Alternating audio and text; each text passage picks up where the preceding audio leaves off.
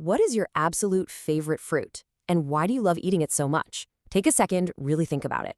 Maybe it's a wonderfully juicy mango, a super sweet banana, or maybe a crisp, refreshing apple. Think about how good it tastes, but also think about what that food physically does to your body when you eat it. It gives you energy, right? Well, just like eating your favorite fruit and your daily meals makes your physical body grow big, builds those muscles, and keeps you strong, your spirit needs food too. Look at this parallel. A child who eats healthy food every single day grows up physically strong. But a Christian who intentionally spends time with Jesus every single day, they're doing exactly what it takes to make their spirit grow strong. It's a direct connection. All right, section 1. The funny life lesson, praying to be taller. Picture this little guy, right? He desperately wanted to grow. So step 1, he prayed to be taller. Lord, please make me taller, he prayed with all his heart. Step 2, the very next morning, he enthusiastically measured himself, but absolutely nothing. He was the exact same height. So step 3, he figured he just needed more volume, so he prayed louder. Still nothing. Finally, in step 4, his mom looks at him and reminds him of a super practical truth. First, you actually need to eat your kyapati, posho, and mugene. He literally needed physical food to fuel that physical growth. So here's the absolute crucial point to remember. Prayer is massively important. We must pray.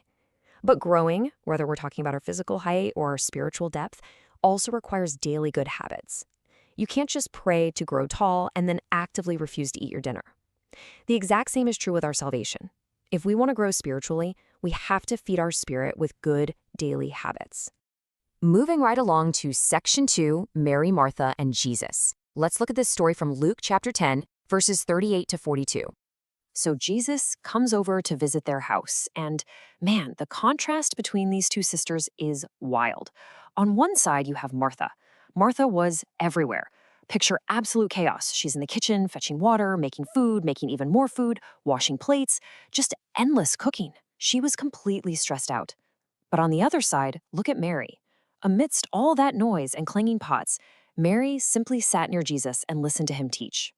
While Martha finally gets so frustrated doing all these chores by herself that she actually interrupts and tells Jesus to make Mary help her. But Jesus just smiles at her and gives us this brilliant quote. He says, "Martha, you are worried about many things. Mary chose the best thing." You see, Jesus wasn't saying that cooking or serving people was a bad thing, but he was pointing out a priority issue. Actually, spending time with him is the absolute most important choice we can make. It is the best thing. And this builds to a very practical, if somewhat convicting, thought for us today. I mean, imagine missing church or completely missing out on spending time with Jesus himself just because you were too busy washing plates or doing ordinary chores. It sounds a bit silly when we say it out loud like that, but honestly, we do this all the time. We so often let everyday, mundane tasks completely distract us from choosing the best thing. Which brings us to section 3, the church biscuit eater. Can you go to church and not grow? Seriously, ask yourself this. Can someone come to church every single Sunday, eat all the snacks and biscuits, sing all the songs at the top of their lungs, say amen really loudly at all the right times, and still not actually grow spiritually? Take a second and chew on that.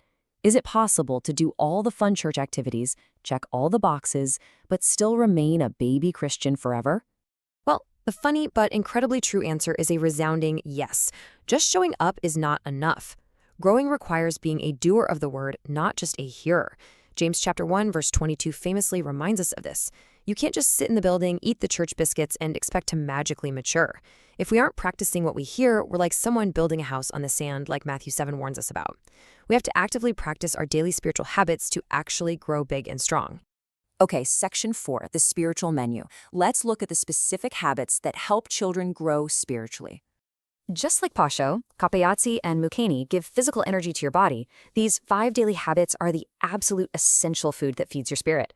First up, reading the Bible. Joshua 1:8 tells us to meditate on it day and night because it is our instruction manual. Second is praying. This is your direct personal conversation with God. Third, attending home cell, which gives you a super strong community of believers. Fourth, actively listening when the word is taught. And fifth, actually obeying what you learn. As Colossians 2:6-7 says, to be deeply rooted and built up in him. This right here, this is your ultimate daily spiritual menu. But of course, watch out. Here comes section 5. What stops our growth? The junk food of the spirit. You know how eating way too much candy completely wrecks your appetite for your actual dinner? Well, certain things can stop your spiritual growth right in its tracks. Too much TV, spending way too much time on your phone or endlessly scrolling through TikTok, playing too many video games, just plain being lazy, or simply not praying. Now, a little bit of entertainment isn't evil, but too much of it acts exactly like spiritual junk food. It fills you up with empty calories, it distracts you, and it totally stops you from growing closer to Jesus. All right, final section for today's explainer. Section 6, making Jesus smile and putting it all into action. Think of your spiritual life kind of like a giant game of freeze tag. When we do our daily habits, reading our Bible, praying, obeying, we stretch our hands up and we grow. But when we let laziness or way too much TikTok take over, we stop and freeze entirely like a statue.